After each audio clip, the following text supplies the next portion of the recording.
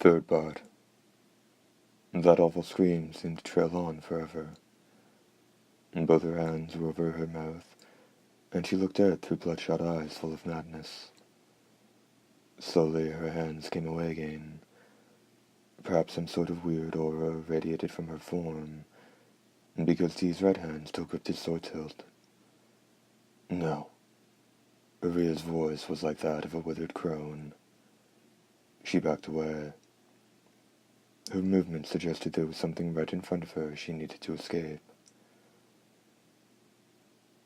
The door was shut. How did you get in here? Who are you? What are you? She slipped back into the past, the hoarse voice said from the vicinity of Dee's left hand. She's reliving that night. Stay back. The nobles' structures responding to the girl's emotions. Do you see it? Dee nodded. He discerned the overlapping figures in black that stood less than a foot in front of him. Well, what do you know? I recognize some of them, said the hoarse voice. The second from the right, that's a noble by the name of Langham. He had a courteous nature, and his reputation with those in his domain wasn't bad. But that was the word 7 or 8 millennia ago. Wouldn't have expected to see him throwing in with this lot. The others are Viscount Abadozen, Count Seagreep, and 2 I don't know.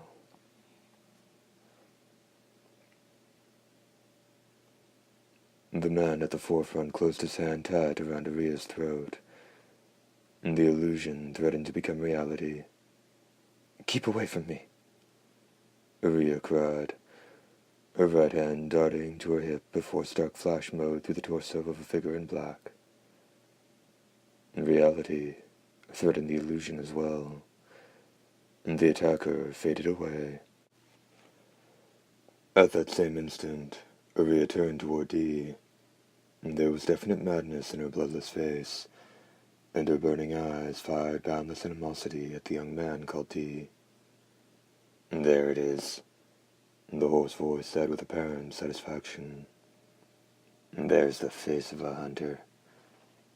Are you going to give her a fight? If not, there'll be no stopping her. Though the huntress stepped forward, Dee didn't go anywhere. Aren't you going to move? The hoarse voice inquired. You too. Iriya raised her sword by the side of her head. Die. Her stance was flawless. Energy radiated up from the earth through the soles of her shoes, traveling straight up her spine from her waist, racing to her shoulders, elbows, and wrists. The blade of her sword channeled it. And beyond her wide arc, a smaller silvery one was sharply executed. Iriya's blade was effortlessly deflected. Look at me, said the hoarse voice. Iriya's eyes turned toward the hunter's left hand. No, the face. His face. Ripples of rapture spread through Iriya's countenance. Taking a step forward, Dee planted his left hand on the nape of her neck. Swiftly catching her as she collapsed, he tossed her onto the sofa. Couldn't you be a little gentler with her? She only drew on you because she was out of her mind. Anyone else she would have killed, Dee said. Well, that's true. Actually, it didn't seem like a woman's blow in the least. I can say with pretty much total confidence that there's no way she could have got that way through any amount of training. And that said, it doesn't look like the girl's undergone any kind of upgrades for hunting either. And that leaves what? Hypnosis? If you were only average to start, that couldn't possibly give you superhuman skill. If you're so concerned about it, try asking her. Holding his left hand out in front of him, Dee once again went for his scabbard with his right. Wait a second. The palm of his left hand turned to Dee, saliva flying from the flustered mouth that took indistinct shape in it. Page break. The storm broke around dawn. As the morning sun rose in the east, and the white steam above the drenched plains gave the air comfortable humidity. They left the dome in the early morning, and the steam had faded by the time they spotted a battered guidepost. McRory, 20 miles, it read. It won't even take us an hour, Iriya said encouragingly to Meeker, who was seated right behind her on the steed. The boy nodded, and then looked down. We'll see you safely that far, don't worry. And there was no reply. After the horse had gone 5 or 6 paces, the boy said flatly, I don't want to go. What? My uncle's my father's younger brother, but they didn't like each other. Heck, the only reason he was taking me in was because my father left me a little money, until the people from the orphanage told him that he didn't want me. And you don't have any of the money. Nadia ran off with all of it. That's awful, Iriya said, crinkling her lovely brow. She knew that having lost the only thing of value he'd possessed, the boy would be branded a burden, and she could well imagine how he'd be treated. What does your uncle do for work? He's the mayor. Seriously.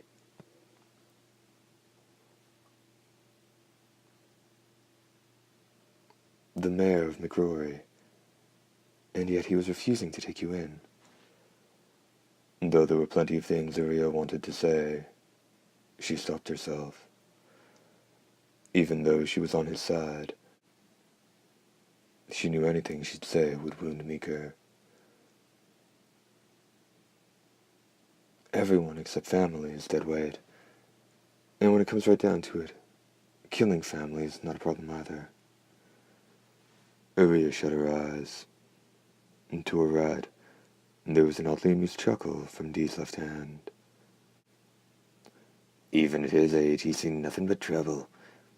Should grow up to be quite a realist. Didn't your family get along all right?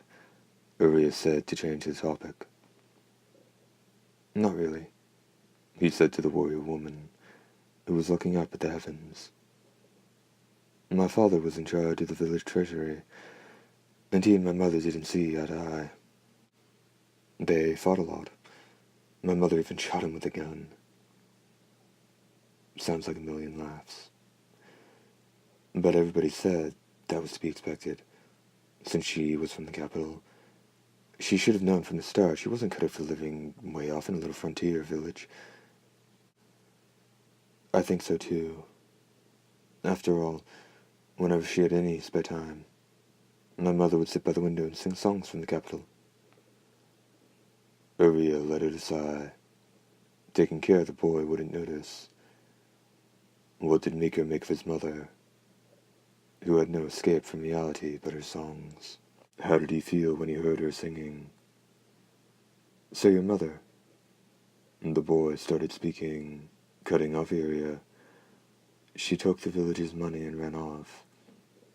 When I went to bring my father his lunch, there was no one in the room, but the strongbox had been left sitting on his desk. An official who came to my father's funeral told me about it. I haven't seen my mother since. Do you hate her? Not at all. Out of the corner of his eye, Dee saw the little head shake from side to side. She wasn't cut out for that. She was more suited to the automated houses of the capital, in silk dresses, and the fine food of expensive restaurants where the staff waited on you hand and foot. Not keeping house in a deep forest where the sun never shines, or by the lakes where the water beasts live, wearing heavy clothes and working in the fields till her hands were calloused. We only get one life to live, right? So it's clearly right to live in the world that suits you best. My mother made a mistake. She was wrong to marry my father and go back to a village on the frontier, and she was wrong to have me. And the sooner mistakes can be corrected, the better. For a while, Iriya fell silent, A mistake, eh? She murmured after a moment. I think there's only one mistake your mother made. Oh? Leaving a kid like you behind.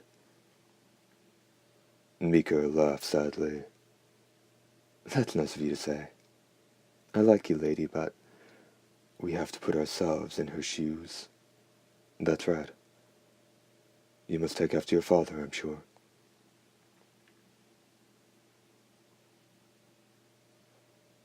Iriya reached one arm back and patted the boy on the head. Immediately bringing it back again, she trained a trenchant gaze ahead. Dee, you see that, don't you? It's a stagecoach, Dee replied. Squinting her eyes, Iriya said, It doesn't have a driver. No one's riding shotgun either. Wait here. As he spoke, Dee nudged his steed's flanks.